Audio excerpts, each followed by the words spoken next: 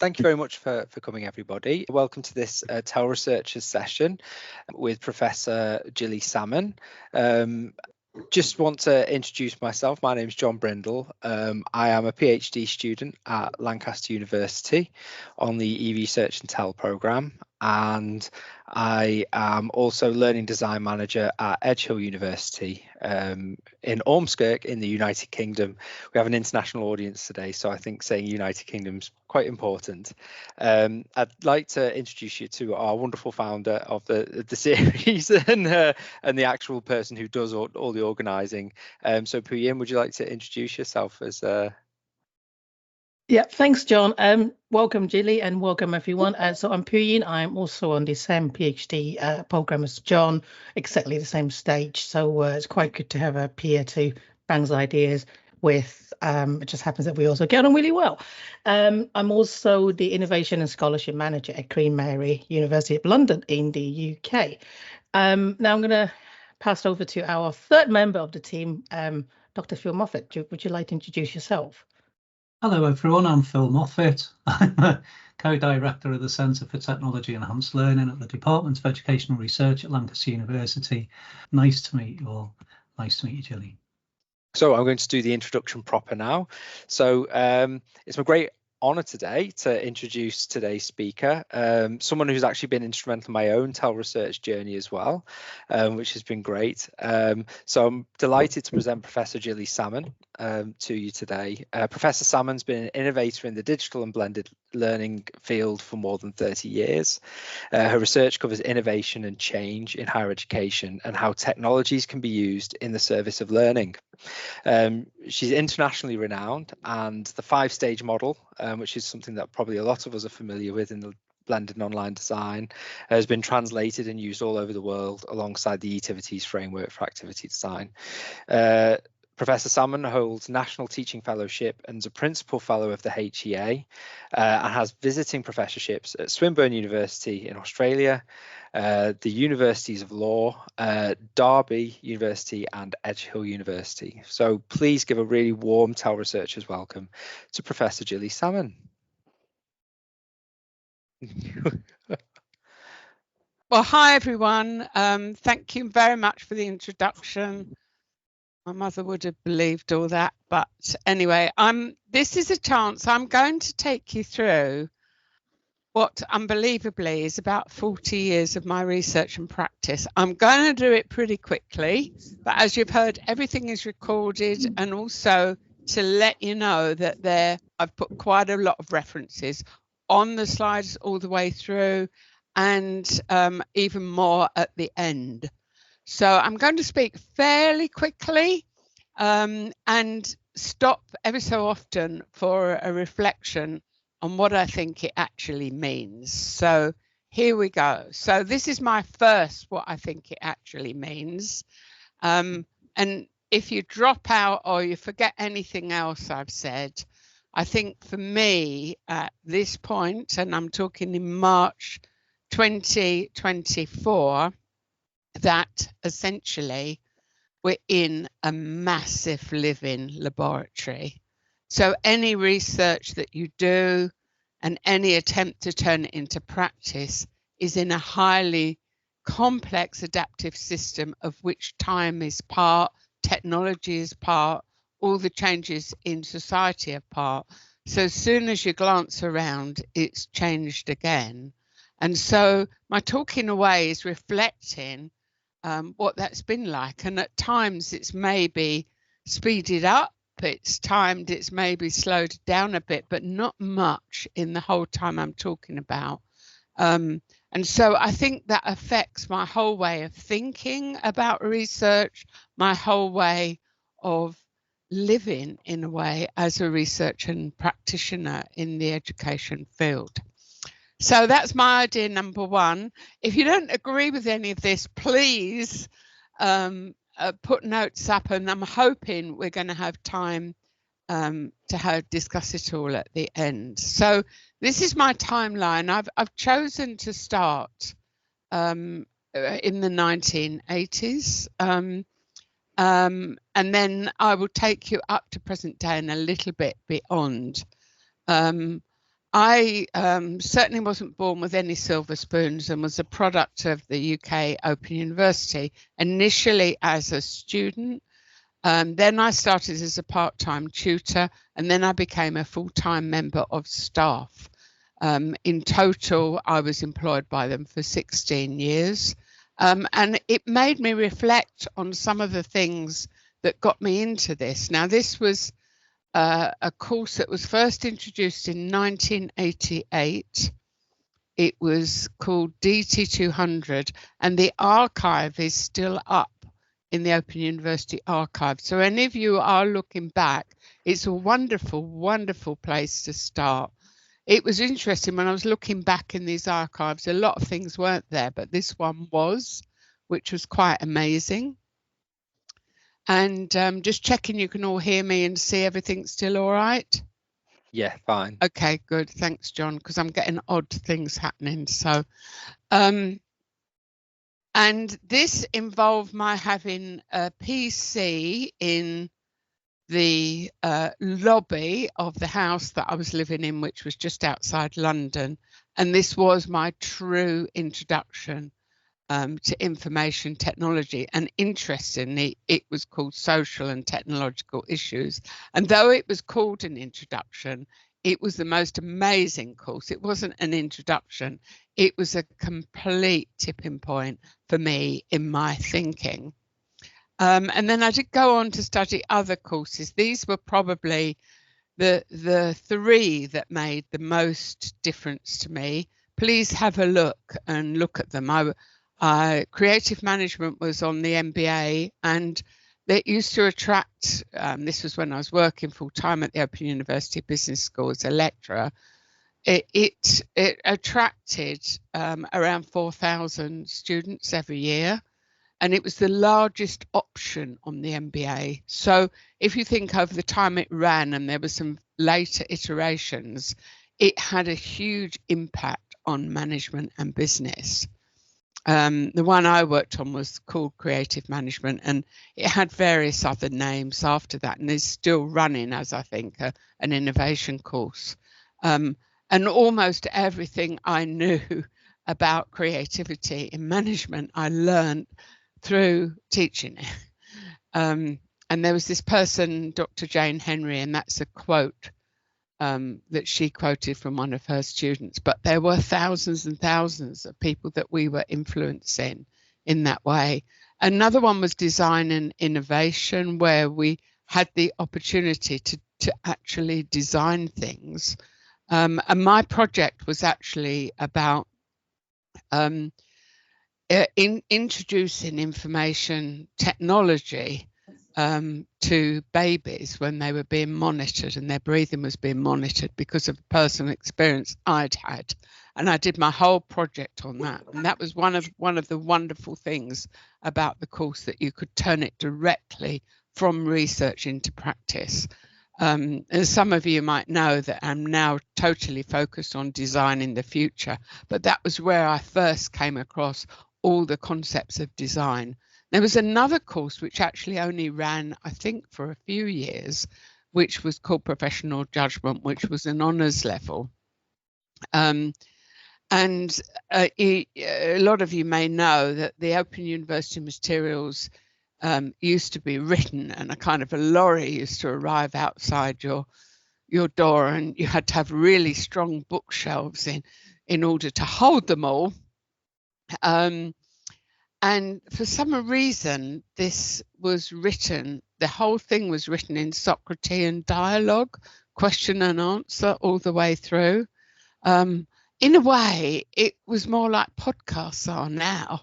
You know, that was the way the whole thing was written. So it took me all the way back to Socrates and finding out what Socratean dialogue was. So I think when I come to it, that everything you come across like that, it was an opportunity to learn something completely new.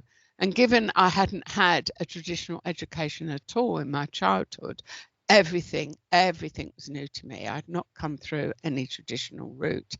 And I suppose the other one, just to note, that I started learning and then teaching on systems thinking in practice, which is really a core topic for the Open University, but we're still talking about the 1980s here. And it was really, really forward-thinking and innovative. And I think I've been a systems thinker ever since. And now when you look at all the lists of what we're going to have to teach students for the future, they are all of these things, you know, how to make judgment in a post-truth world, how to design the future, how to be creative. And I thought, my goodness, I was being taught that in my very first degree. And that was completely amazing. So you might like to reflect on where your own first bits of learning came from and whether they're now still relevant in the world of the future, you know, as we're teachers. So these were my first two top tips. First, every opportunity is truly a chance to learn. Formal, informal, unexpected, all kinds of things. And I think I was just like a sponge at that point, you know, taking this all in.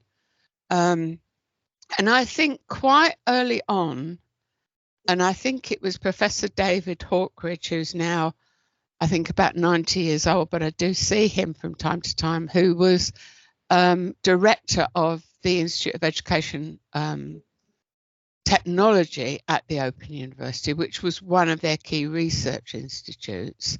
And he said, whatever you do, research and publish every project. Absolutely everything you do, turn it into a project, whether it's an idea that you have.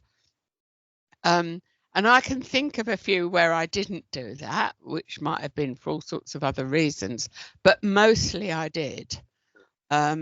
So that there's always a chance. And these days we can publish in all sorts of ways. You can make a podcast of it. You can make a YouTube channel. It doesn't have to be all the formal publishing where we're being pushed in that direction. So those are my two first tips coming up there for you. So moving on, I've left the Open University in there because my first two research degrees, I was still working with the OU. I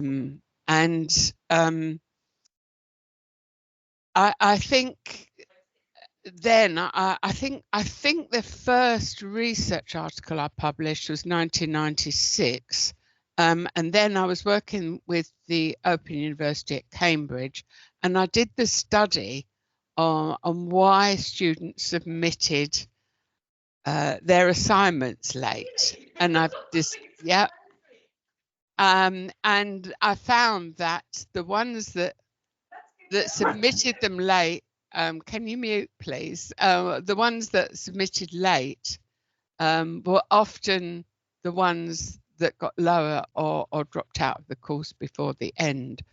And so I think that stayed with me for always since then, in actually understanding the whole issue of student focus, student retention and so on. And every so often I will do a keynote about engagement or something like that. And I think back to some of that very early research that I did. And that's also during, I'm now coming into the 1990s, the PhD, I actually I lost a bit of confidence and I went and did the first year of an Ed.D. at that time as well, following the MPhil. And that sort of got me going again because it took me into all the education literature. I'd mainly been studying technology and sociology and psychology previously. And so I actually found that I had this amazing living laboratory in front of me when the OU first introduced computer mediated conferencing. It was called First Class because it was prior to what we'd now call LMS or VLE. And also I had a massive number of business students on the foundation year in the MBA. There were about 7,000 of them. And around 1,000 of them came regularly online in the very first year. of that. And for 2 years, I studied what they did. I don't think I'd get ethics approval. Don't tell anyone for that now. But that's where the 5-stage model first came from.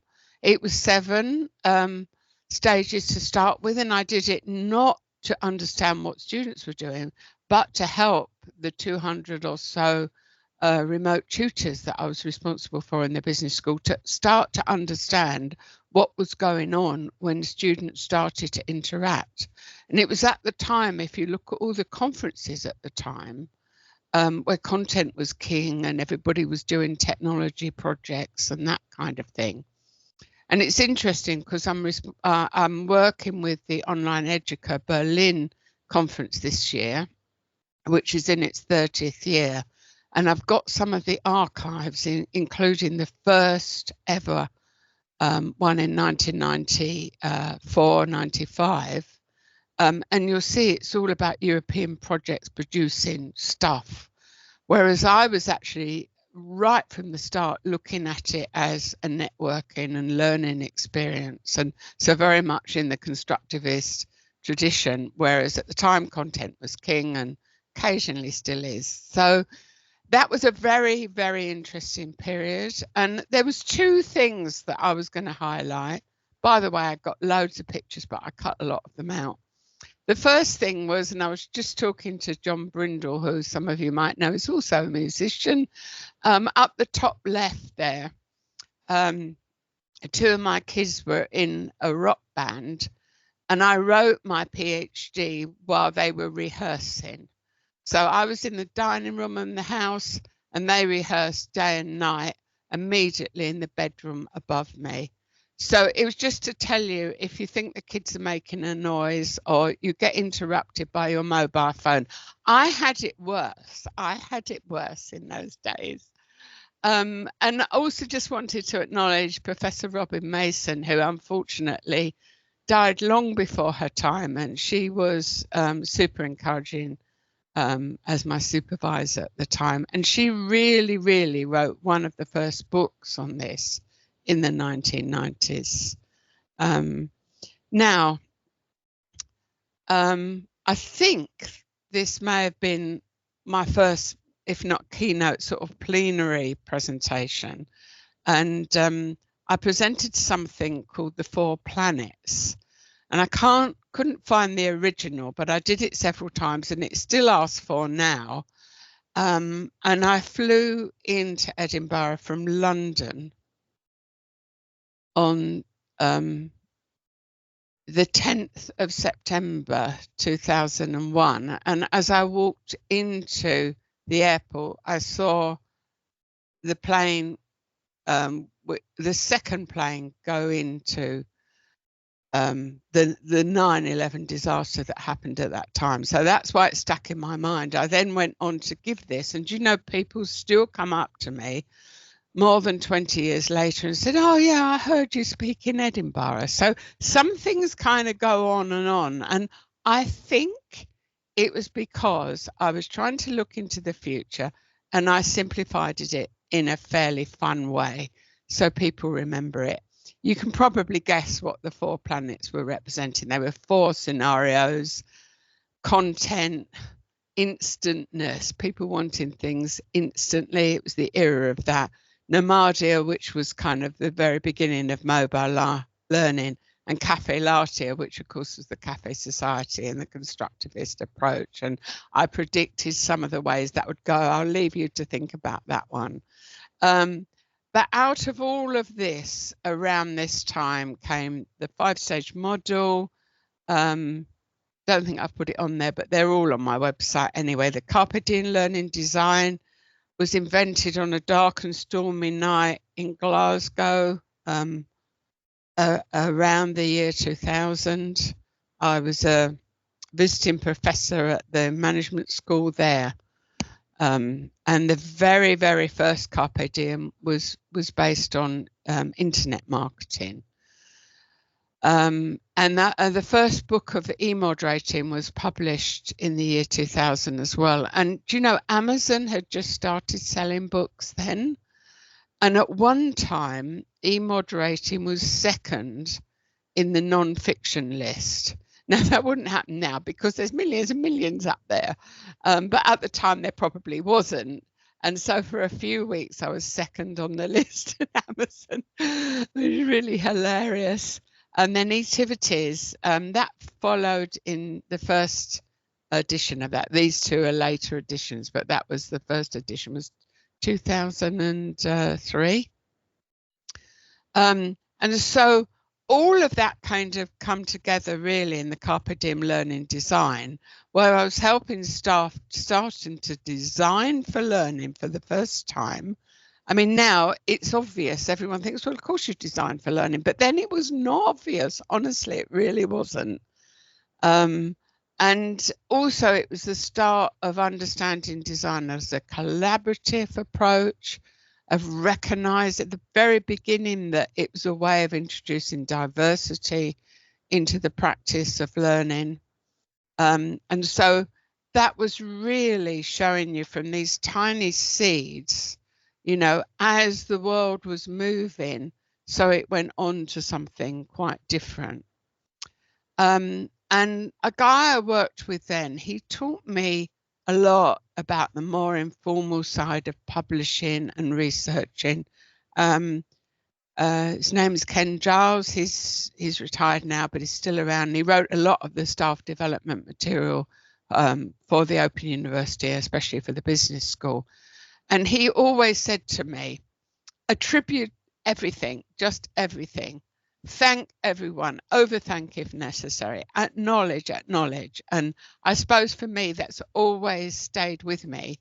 And it's amazing how many people come up to me online, on conferences, on social media and say, oh, thanks so much for acknowledging this or that. And the number of people have said, oh, you should have held back the 5-stage model and Carpe Diem and not let it go. But I feel that in doing so, then it actually, the tentacles do grow out, and that's how you create the future. So that's really brought us up to my going to Leicester, the University of Leicester, where I went in 2004. And that was another super opportunity for taking those little seeds that had started in the OU into a traditional campus-based university. But it was also at a time where you could get lots of little bits of money from the Higher Education Academy, which I was also quite involved in the governance of at the time, and GISC and so on. You could get little bits of money. I mean, we're talking about 30k and so on. And really, I built a whole structure, the Media Zoo, which you might have heard of, the Beyond Distance Research Alliance, which was based on these ideas of collaboration and seeding things. And actually I managed to reach out to my colleagues who we'd worked together in Leicester, particular acknowledgement of Professor Ali Armalini, who's at Portsmouth now, for things like actually, you know, completely building up and testing the Carpe Diem learning design to the point at which we knew at some point in that first decade of the century, there was a third of the UK universities using it. And then we called all our projects by the name of animals, and we turned our room, it's not a terribly good picture, but you can see it up the top here, into something that looked a bit more like a zoo room. And this was the Second Life Island, which I bought with my NTF funding, which I got at the time, because obviously often the universities don't appreciate how you're funding the future by doing this, and we were able to test it out in all sorts of ways. And some of these, like Swift in Second Life, there should be some others as well, which was all sort of, and that was genetics. We also had archaeology and so on. I'll show you. I found this as well. This was the Learning Futures Party for I think 3 or 4 years, we ran academic conferences 100% online from the Media Zoo room, using Second Life, actually going directly into the conference system, which was Blackboard. And if you want to see what it looks like now, it looks quite funny because it looks old-fashioned, not like the kind of virtual reality we did now, but it was a research environment for us. We were able to try out Second Life, eTivities, the whole issue of identity and so on came to the fore. And, you know, we were more than 10 years ahead of having to run conferences online, academic conferences online, when the pandemic happened. So that was quite interesting. So I've put the link, if it's not there, there it is at the top. So if you want to just have a look and go back. And I think this was another one that had a big impact, and that was the idea of immersion was really just starting to come to the fore there. And again, it was clunky because it was Second Life, but this was an oil rig disaster, which was used for Masters in Psychology students at that time. And I can remember the idea, I thought, of the first iPhone. This was 2007. And we managed to get, again, it would have been a tiny bit of funding. Palitha would probably remember how much it was, but I don't think it was more than about 30K. And with that, we managed to get 10 case studies of using podcasting. And interestingly, people still ask me, now podcasting has come back and audio has become important again, still ask me to talk about these projects, which, if you like, were in the very, very early days. And that book is still in print. I haven't read it recently, but it is still in print. So that was all the Media Zoo, Beyond Distance Research Alliance, and there was a lot more besides. So at that point, I left for Australia. I went, the reason I left was there was kind of a gap in my family needing me. Our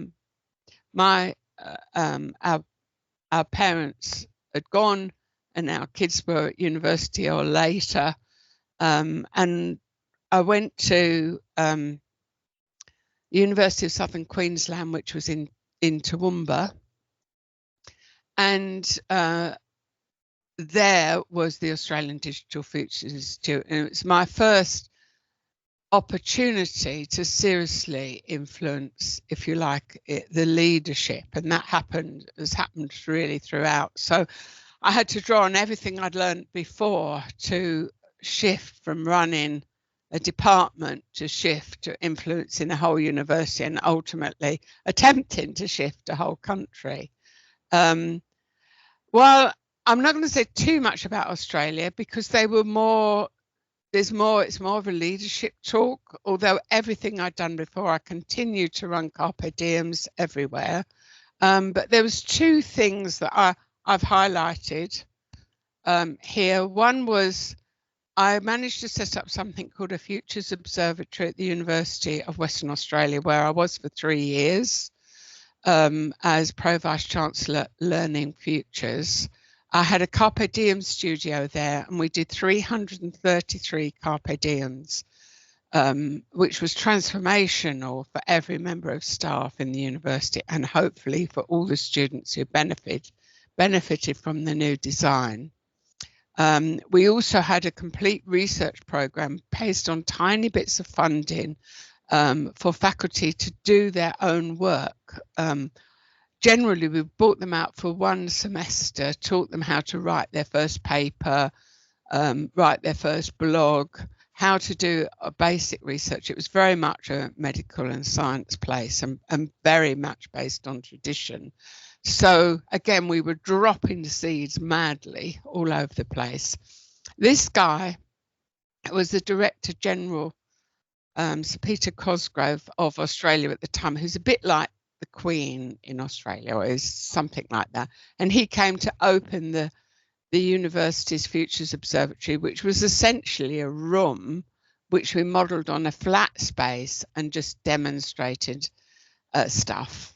And you can see the Now robot, which we'd programmed to say, "Good morning, Director General." That's about the limit of my capability. But fortunately, the students came and helped her to do much more. And the Now robot would walk around the robot and show what were, you know, forward-looking things at the time, you know, such as 3D printing and so on. The Swinburne one was really quite different. This was my first experience of a massive private-public partnership,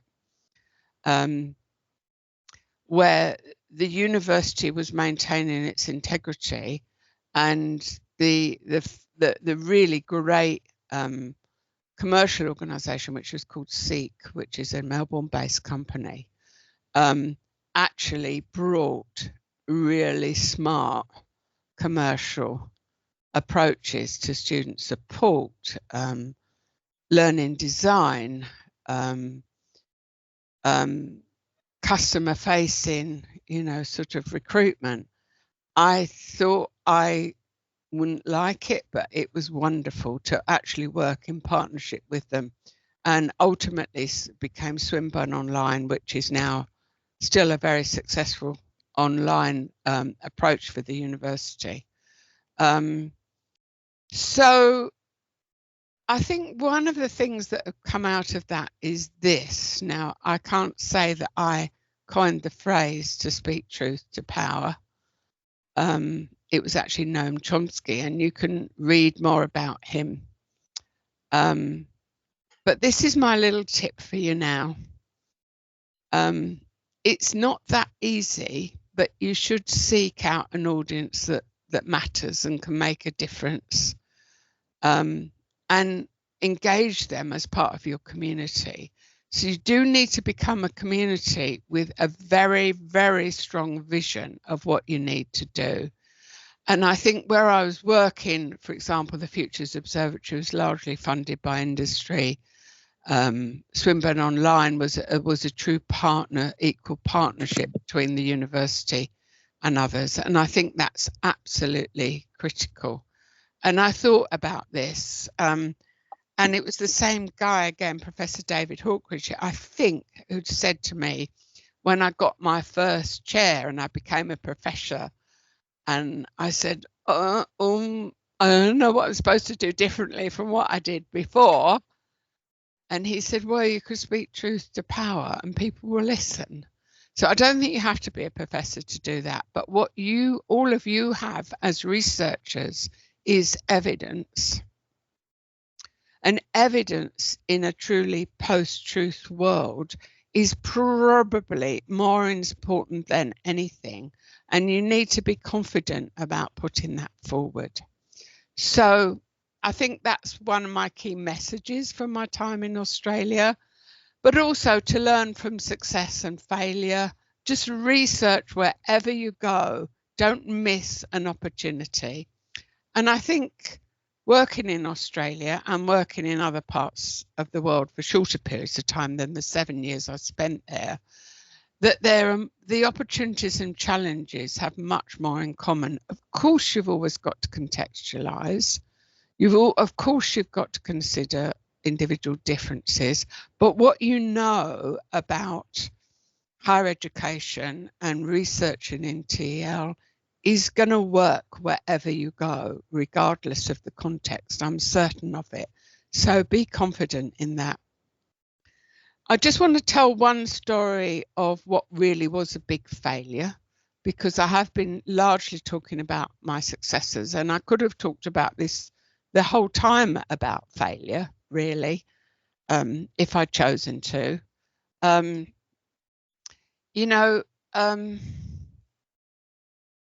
I started working full-time at the Open University in 1989 at the same time as the then Vice-Chancellor, Sir John Daniel, started.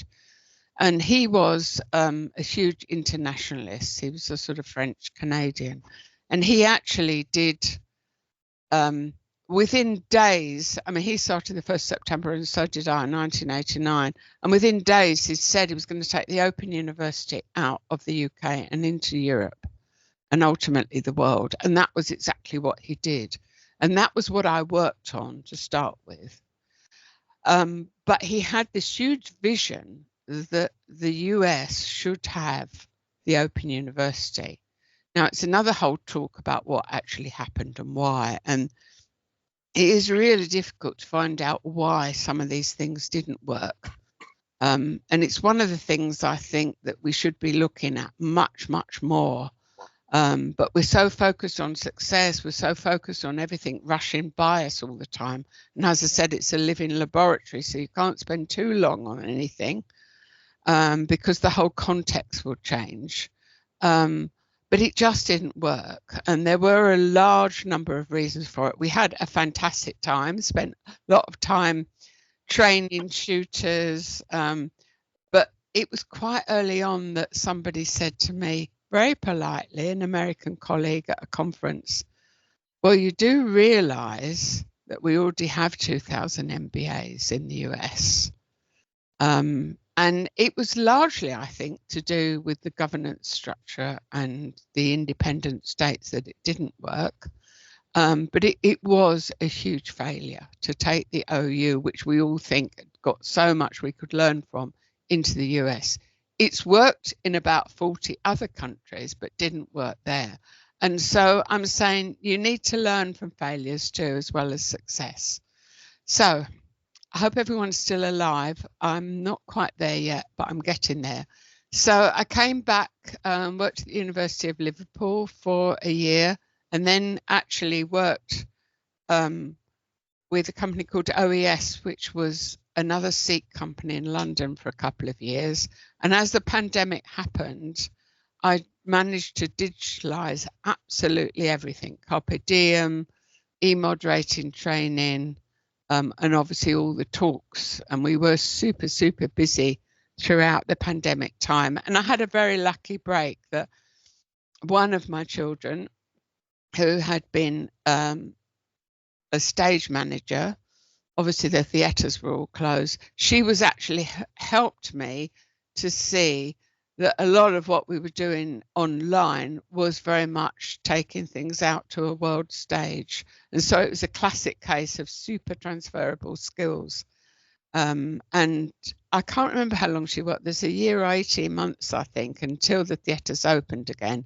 And she's gone back to her real job now. But it was a fantastic learning experience. So I learned from my children, or one of them at that time, about how to digitalize, how to engage, how to present, and how things really, really worked with treating the screen as the fourth wall instead of the live theatre show as the fourth wall. So there's more about that possibly, but I'm still doing a lot of those things now, though some of it's gone back to face. So I'm bringing us right up to date now, embracing the 4.0 and beyond 4.0. And I think it is truly a matter of really thinking very differently from the past. And you have so much choice. For me, there's this sort of unique allure to the road less travelled, because it's offered the promise of growth that I've had throughout my career, with discovery and being a bit different, but trying to be bold, if you like, without going so much that people won't follow me, even if it is only out of curiosity, which I'm sure it often is only out of curiosity. But I do wish you the courage to forge your own narratives, so that don't assume in any way it should be based on the past, though learnt from the past. And so my last two sort of suggestions are really a bit different. I think every transformation, every time you hear the term transformation, it has to be driven by a vision. And every one of you can be leaders because you are researchers and you will have evidence. You don't need to wait for somebody up there to tell you what the vision is. And I also think you need to use much more than words, because I do believe that art transcends the rationale. So, for example, this picture here, if you look at it, you can see that the future is going to be very much less physical and location based than it was. Exactly how much, we don't know. But definitely, you know, the world is very much changing. And if you look back, that's 1910, that image on the left-hand side there. It kind of looks a little bit like, when I look at my grandchildren now, they all look a bit like that. They're not looking forward though, they're all looking down like this. But anyway, sort of this idea of, you know, work on your own vision and then use some sort of imagery to present it.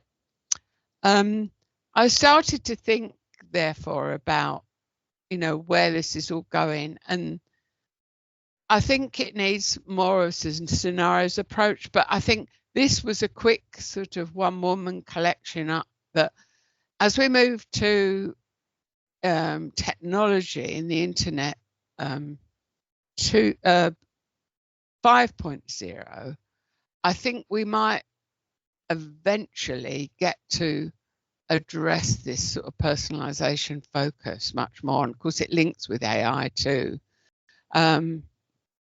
But this is coming out of all the Bitcoin and all that because they haven't got the middleman, and it's much more peer-to-peer.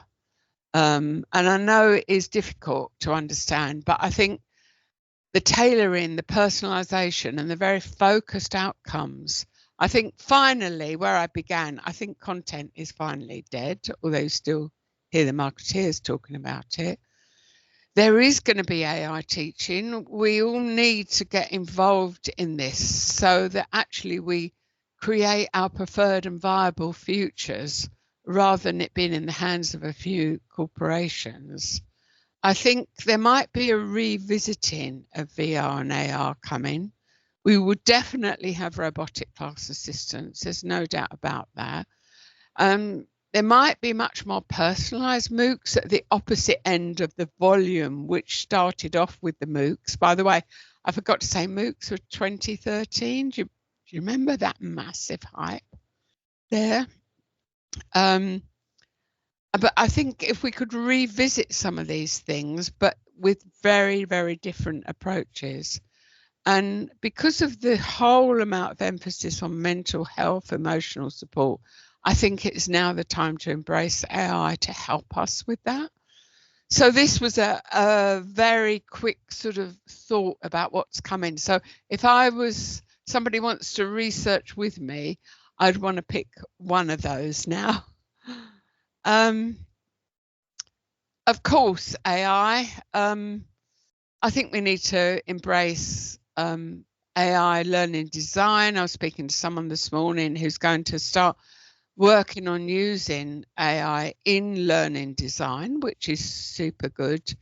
And so everything is going to have to be AI friendly, and this whole balance and symbiosis between humans and AI, we need to embrace. So that is coming. I think we're just at the tipping point with that. And I think it is going to impact on universities as well. And I think also to look at the world of work, which is changing so dramatically and so fast, we really need to keep osmosis going between us and the future of work as well, more and more and more. But it is another way that we can define ourselves, our identity, sort of one biosphere at a time. So I've come to the end of my timeline. This is just a little summary in case you didn't get all that. So just a reminder. And just at the bottom there, I've put, I remember one of my daughters when we were working at home, it was probably during the time I was writing one of the books, and she used to answer the phone for me in the time when we had a house phone. And she used to answer, "Salmon Associates, we swim upstream. So looking back over my timeline, yeah, there was a lot of swimming upstream, but it was all absolutely wonderful. And just don't forget where I began. You know, we are in a living laboratory, and flexibility and everything else is going to be really, really important. And we do need to make this whole idea of future proofing a normal part of our educational practice. So I'm stopping there in the hope that you can now speak. Sure, I'm happy to answer any questions, but I'm hoping it's going to be examples, expressions of horror, further failures that you learnt from, anything like that. If you do need any prompts, here's a couple from me. So back over to you, John. Well, thank you very much for that, Gilly. There's lots of hand clapping going on, so people obviously appreciated that. So first of all, thank you so much. We were just talking about ethics because Phil is the ethics person. When you mentioned ethics before, so I could see his eyes rolling when he said he might not get the ethics for that nowadays. I don't think I would. Oh, I'd have to work harder anyway. So you mentioned at various points of your talk about, you know, speak the truth, speak your mind, and have a voice essentially. And I think this is where something everyone wants to have. But I as a researcher, as a PhD student particularly, I found it quite hard to be listened to sometimes. Whereas where my work hat, just to be quite frank, I have a quite sexy work title. The whole paradigm just shift. People listen to me, but it's still me. It's like, what have you got any advice for us? You know, because a lot of us in this room, I think, are obviously working professionals as well as doctoral students. I think, personally, I struggle with, you know, wearing which hat when and for people to listen to me. Yeah. Yeah, I think I did my formal qualifications quite late, so I had a whole career before that. But I think use your evidence. I think the evidence, the relevance of evidence. So whatever you call yourself and however you identify yourself at the time, it's by your research you will be known, by the evidence that you bring forward. So it's the opportunity to present that, and you need to be super concise about that. You know, that's why I often using images and being quite quick about things. And it may help, especially if you're speaking to people that you consider more senior to you in an organisational structure, to start with the end in mind, to talk about the impact and the outcome, and then move back to your evidence of what you've said. Is that worth a try? Absolutely. There's a question in the chat, and then we'll come to Joe after that, if that's okay. So there's a question from Nicola in the chat. Designing for the future involves a future context and uncertainties we don't yet understand. What do you advise? Right. Well, I think, I don't know how many of you are familiar with the design diamond, but if you're not, it's a very simple concept that goes out and in, out and in. So it's diverge, converge, diverge, converge. And it's painful, but throughout that you make choices. So you start off with some sort of determination at the end. Now, we used to recommend, for example, if you're designing a module or something like that, that you had the learning outcomes. But what we've found now is that generally people change the outcomes by the time they get there, and by the time, you know, so, but you need some sort of vision at the end, but so that you've got something really, really clear to shoot at. So a lot of people, for example, will get that, and then you can diverge to actually explore how to find that. Obviously use data if you can. So formal and informal ways of understanding that vision that you've got. And then you'll have to be terribly brave and make some choices of what you think is important. And then go into your design, so you open up again then to take your decision. And that's where we use the Carpe Diem process, and you'll have other design processes as well, taking decisions all the way through. But again, ending up to something that's buildable if you like, from your storyboard. So that's a fairly long answer. But if you do a good storyboard, then you break it up into individual components so that you can always move something out and put something back in. I have 6 components in my storyboard, so they're synchronous, asynchronous, the topics that are driven, independent time, teaching time, and so on. And so they all go in there, but you can break them apart again. Your currency is your student learning time. That's the way to make it student-centered. And then you can take in and out, so things go in there. I think that's the way to go, which essentially is breaking it down into component parts, so you don't get lost in all the options and possibilities that you have, because it's got to be designable. And that's why it takes so long even to do a new iPhone or whatever, you know, to take it forward. Thanks, Gilly. Really interesting. Thank you so much for sharing. It's great to hear that overview.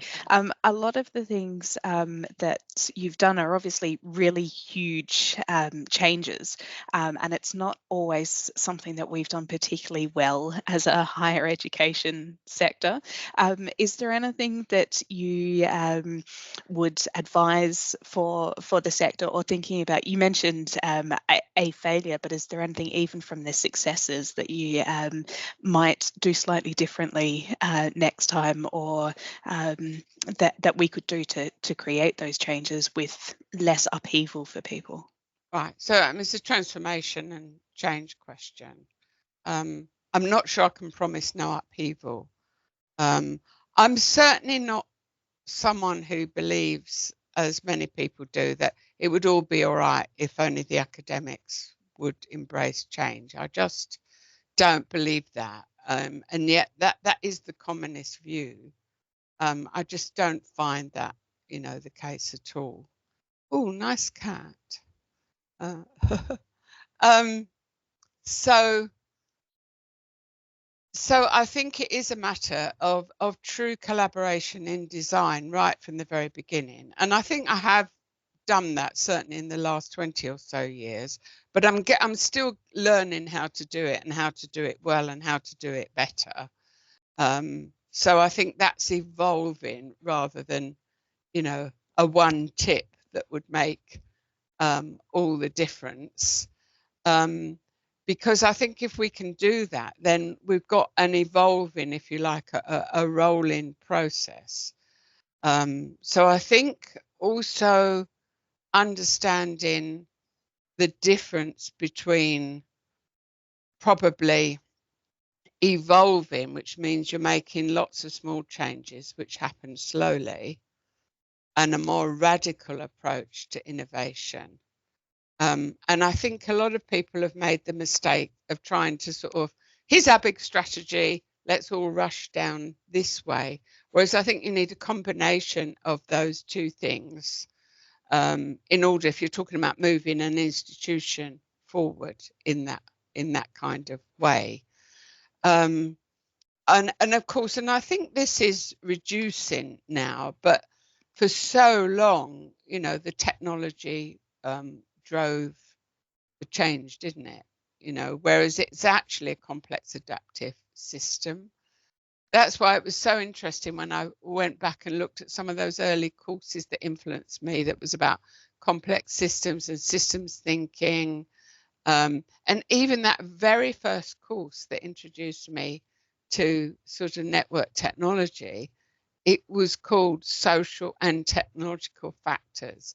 And so it's recognizing that right from the start.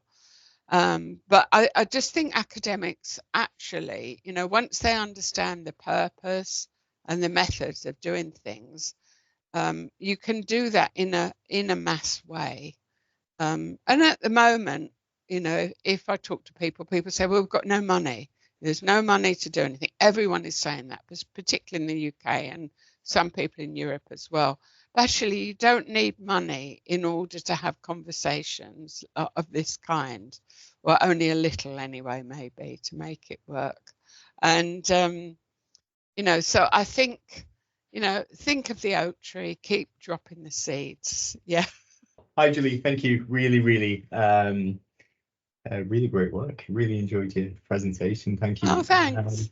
Just a very quick question. So I come from a very hands-on subject, which is humanistic nursing kind of background, and it's very difficult to engage our learners with digital learning.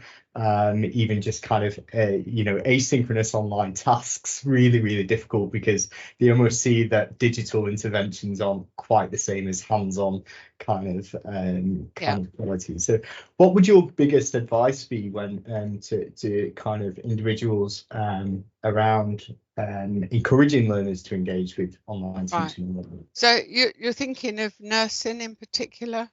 Yeah, that's right. ODP, midwifery. Yeah, okay. I have got a story to tell if you'd like to hear it.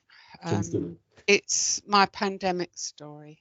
It's all on my website. The project is called PEEP, P-E-E-P. And it's an amazing story. And, you know, we have written a book about it and everything as well. So, you know, if you're interested in it, you know, it is available to you, Sean. Anyway. It was Easter 2020, right? And it was, so what would it be, 4 years ago? And it was a Saturday morning. And I got a phone call from a colleague who's actually an occupational therapist professor at the University of East Anglia. Her name's Lisa Taylor. And she had got some occupational therapy students who clearly weren't going to complete their second year because they had failed to do the placement and all the required sort of in-service learning in order to complete that year. And she had 33 of them. And somebody in the university had said, well, why don't you try Gilly Salmon? She might be able to help you out. So it was Easter Saturday morning. So I said, yes, okay, I'll show the 5-stage model. I'll teach you how to put your stuff online. And we started off by the learning outcomes, the regular standard learning outcomes that they had to complete, which were normally filled in on paper by the supervisor, you know, and I think they were in the clinic, in the hospital or whatever. And we created a model which she then delivered, and 32 of the 33 students did it entirely online over a 3-week period, just as the pandemic was building up. You know, it was really difficult, wasn't it? I think March, April 2020 with healthcare, and passed, and we just put it out online that we'd done this, and it went absolutely nuts. Everybody wanted this model. We went across all the allied professions. I think there's about 14 allied professions. By the autumn 2020, we were doing nursing, all 4 areas of nursing. We've got quite a few case studies that you can see on that. And we made this model into a digital professional development workshop. So we were then teaching people like yourselves and others for how to take this model and then run their own, we call it peer enhanced e-placement. I mean, and then fortunately NHS England gave us a bit of money, so we put a researcher in it to see whether they really were meeting the learning outcomes for the placements. To find, to their astonishment, that we were exceeding them and adding others, which was particularly peer working and also preparation for digital futures and all that sort of thing. So that was a success story that I didn't mention. We're still doing it now, although it's largely become an oak tree now. I've just had an inquiry about vets that want to do it as well. And I think it was about 2 years later that the Royal College of Nursing said they would accept fewer face-to-face placements. I think it's about a quarter, you would know this now. Is that right? Yeah, as it had been so long as they were obviously meeting all these requirements that we'd published on to do it that way and add in value. So I don't know whether you'd heard of PEEP before, Sean. No. I'm excited to go away and have a look. Right, it's on the website, and also if you look at my YouTube channel, which is Education Alchemists, I don't, somebody should tell me, but I don't know how to organise my YouTube channel properly.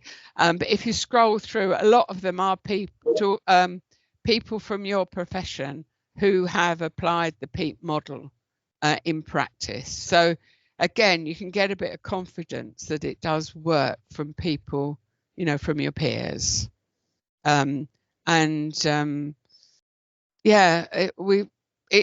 It was just one of those things that just took off. I mean, there were some weeks where we were doing, you know, a PEEP workshop in the morning, the afternoon, the evening, and then one overnight to Australia and starting again the next day. John, I don't think I asked you for some help at one point. I don't know whether it was for that or was it for Carpe Diem workshops, but I don't know. It was Carpe Diem, yeah. It was Carpe Diem, but we were doing the PEEP workshops at the same time. But it has, I think it was one of those things that started off with a phone call from a colleague and one project to solve a problem that she had.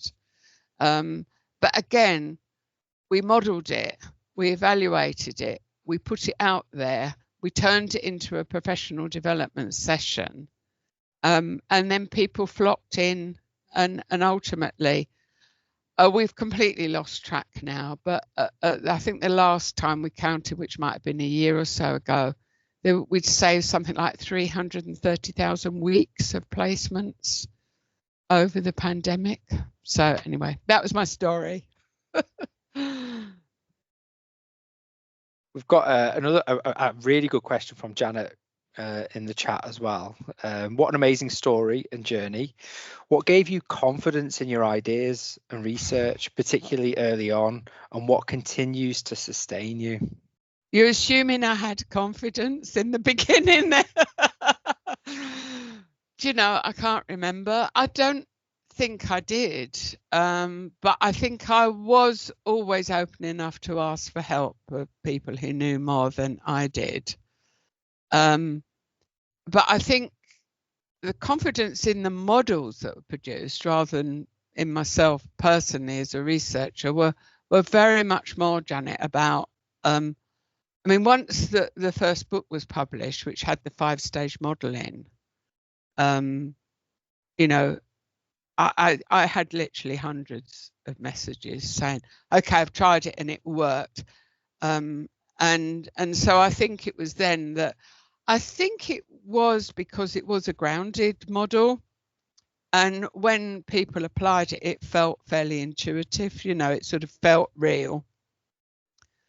And so it was a matter of, so I think I put the model out as a diagram. Now that diagram, exactly as it was in that first book in the year 2000, is still on my website. And of course I wouldn't draw it like that now, but I've not changed it because so many people recognize it. And people, a couple of people approached me and said, can I translate it into Spanish or something like that? And I said, yes, fine. And now I think there's about 10 different translations of it where people have just done the model. So you could, as a researcher, think, oh, you know, they may not do it. They may not understand it how I want them to understand it. They may not do it how I want them to do it. But then you have to get over that and think it's much better they've got something that you know is real and works and was properly researched, even if it was a long time ago. And then, you know, so every so often I do a quick Google search and see who's published on it. And there's still people evaluating it and criticising bits of it and saying this bit worked and this bit didn't. And that's absolutely fine. You know, I've got fed up with writing books now, by the way. I'm not going to do it anymore. But I have got a podcasting series coming out. And we did the YouTube channel and things like that. So I think I'm still putting out there what the feedback is on all of these. But the last book that we did was the PEEP one on, you know, to put that model out, which was based on the 5-stage model and eTivities, but obviously very much geared to the health placement sector. So am I still confident in it? Only because of the hundreds and thousands of people who've tried it and told me it's okay. And then there's probably hundreds and thousands more who think it's rubbish, but they've not told me.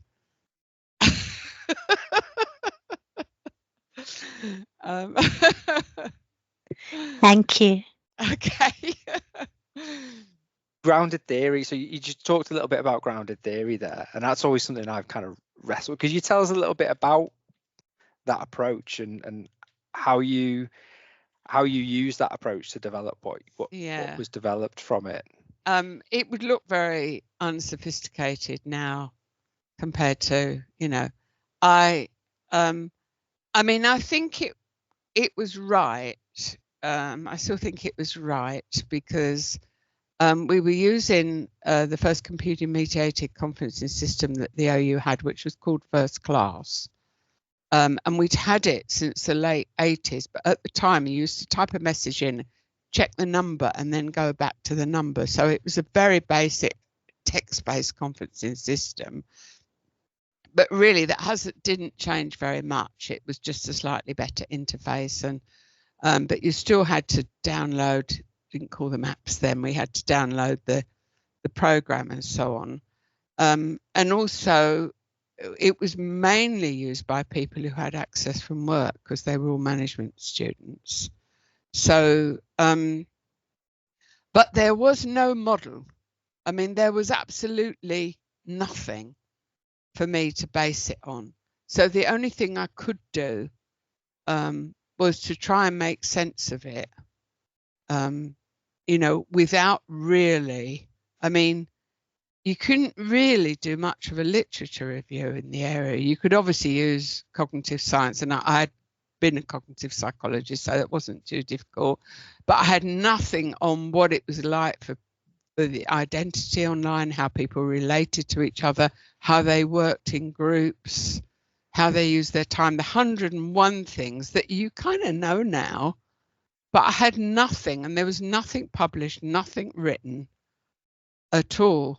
I drew on quite a lot of Open University material. I mean, the very, very first staff development session I was given at the OU, which would have been 1989, was, you know, start with the audience in mind. And so I always, right from the start, it was a student-centered approach that's sort of obvious now, but wasn't then.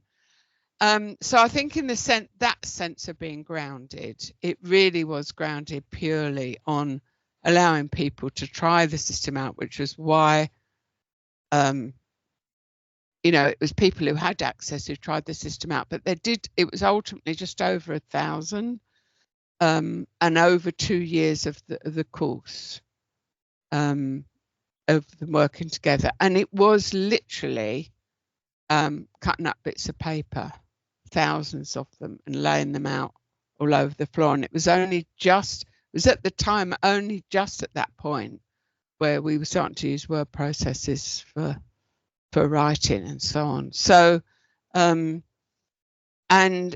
all the kind of theming that you'd use in NVivo and all that sort of thing now was done more or less manually.